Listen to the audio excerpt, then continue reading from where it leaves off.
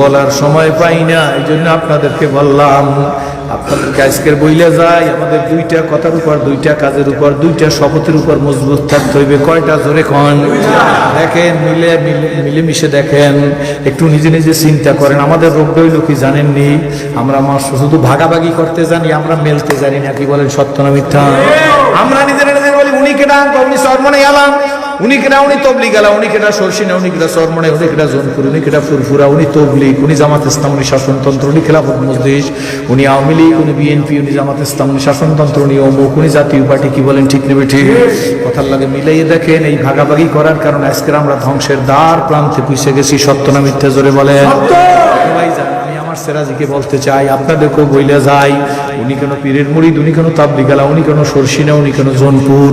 আমরা যে পীরে যেরকম জিকির করতে বলছে, পীরের মুরিদরা সেই রকমই জিকির করবেন, কিন্তু অন্যায়ের প্রতিবাদ করবেন সবাই মিলেমিশে।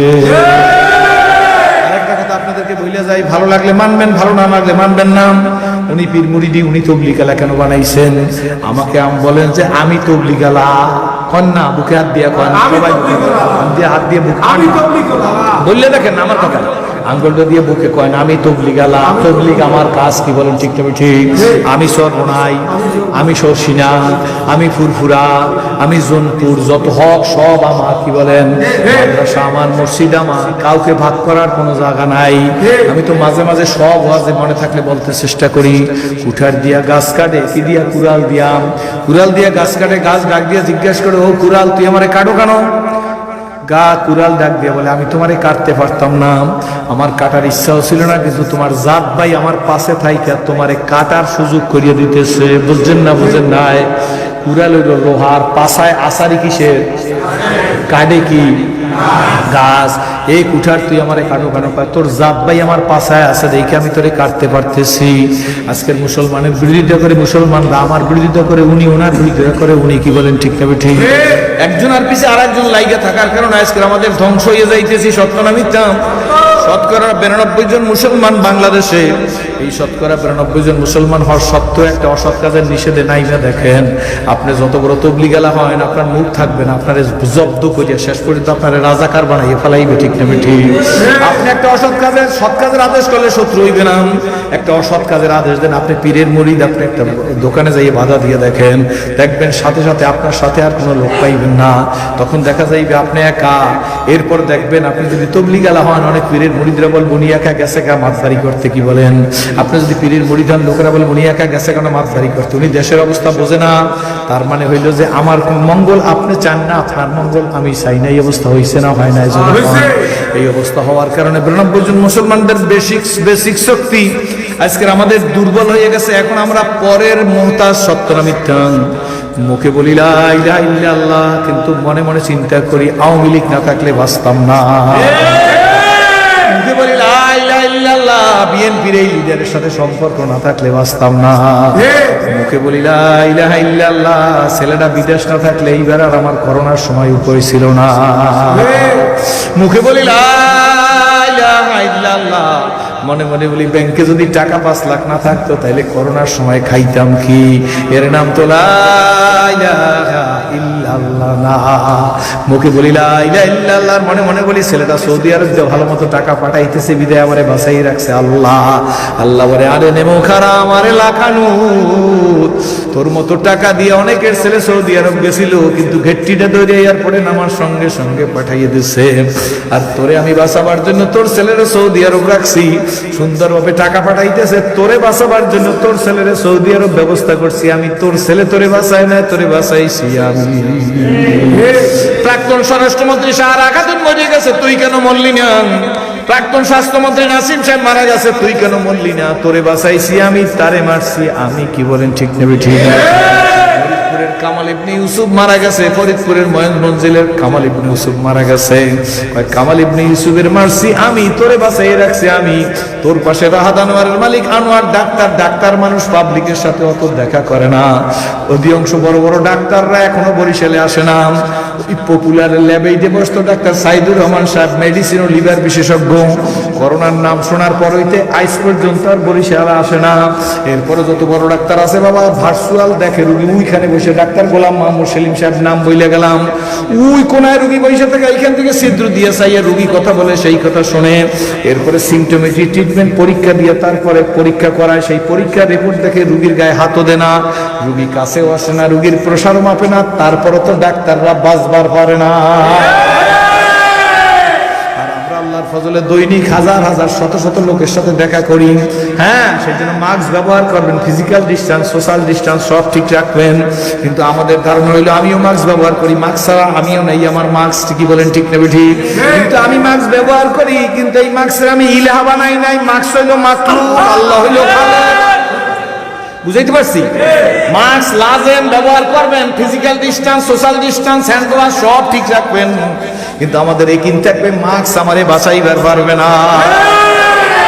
ফিজিক্যাল ডিস্টেন্স, সোশ্যাল ডিস্টেন্স হইল মাখলুক, আল্লাহ হইল খালেক। পাবলিকের সাথে করোনার সময় অত মিলছে নাকি, মুসাফা করছে নাকি? ডাক্তার সাইদুর রহমান সাহেবের মতো লিভার বিশেষজ্ঞ, মেডিসিন বিশেষজ্ঞ, দক্ষিণবঙ্গের বড় ডাক্তার, কি বলেন ঠিক নেবে ঠিক? করোনার নাম শুনে ঢাকা গেছে, আজ পর্যন্ত বরিশালে আসে নাই। অসিত ভূষণ দাসের কথা শুনে দেখেন, সামনাসামনি রুগী দেখে না। আবুল কালাম আজাদ সাদ পাকিস্তানের লিভার বিশেষজ্ঞ, সামনাসামনি রুগী দেখে না, ভার্চুয়াল রুগী দেখে, কি বলেন ঠিক নেবে ঠিক? ওনারা সবাই বাঁচছে না, ওনাদের মতো মানুষও মারা গেছে, জোরে কন। মন্ত্রী মিনিস্টার, প্রেসিডেন্ট যারা ছিল, মন্ত্রী মিনিস্টার যারা ছিল, তারাও তো বড় বড় চলে গেছে। কয়েকদিন আগে দক্ষিণবঙ্গের কৃতি সন্তান প্রাক্তন সংসদ সদস্য আখম জাহাঙ্গীর সাহেব মারা গেছে, সত্য না মিথ্যা জোরে বলেন? সুতরাং মারার মালিক কে? বলেন কে? গরিবরা। গরিব ভাইদের বলি দুঃখ নিয়েন না, ধনী ভাইদের বলি আফসোস করিয়েন না। গরিবের চাইতে গরিবও যদি হন আর মালিক যদি কলবে থাকে, আর কোনো দুঃখ না।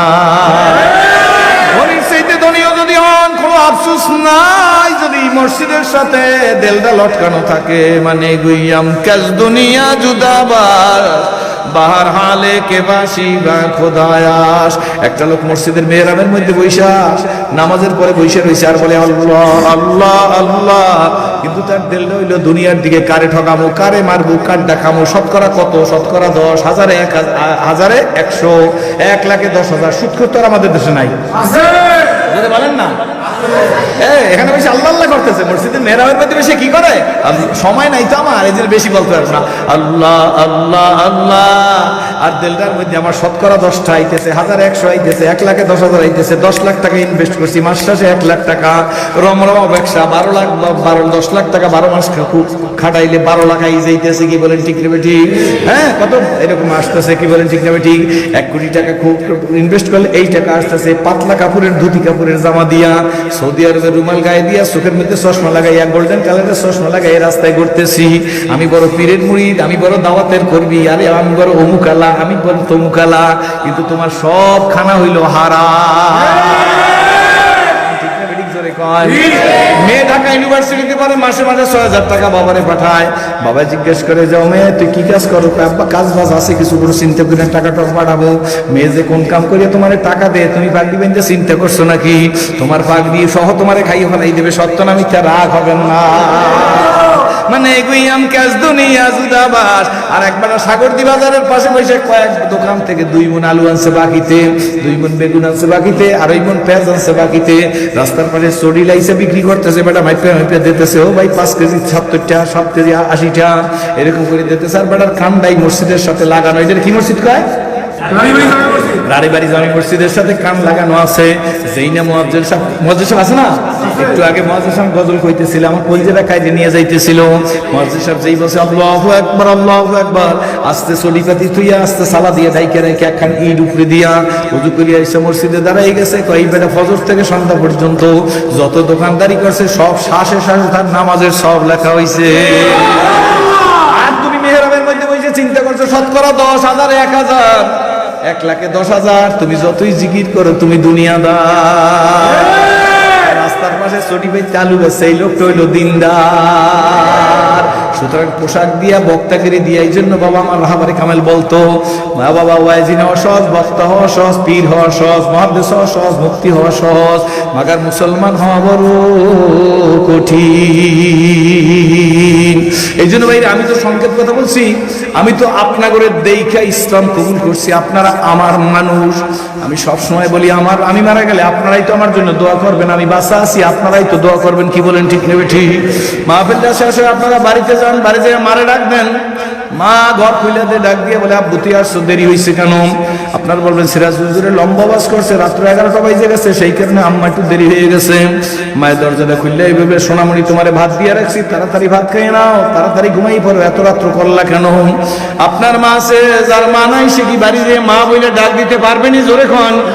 আপনাদের হাতের মধ্যে অনেকেরই মোবাইল আছে, মোবাইলটা দিয়ে একটা সার্চ দেন, মোবাইলটা দিয়ে একটা টিপ দেন, ভিডিও কলে টিপ দেন। ভিডিও কল তো বুঝেন আপনারা সবাই, আমেরিকায় ছেলে থাকে, ভিডিও কলে টিপ দেন, ও সোলাইমান, সোলাইমান সঙ্গে সঙ্গে ছবি সহ ভাইসে ওঠে না, এটা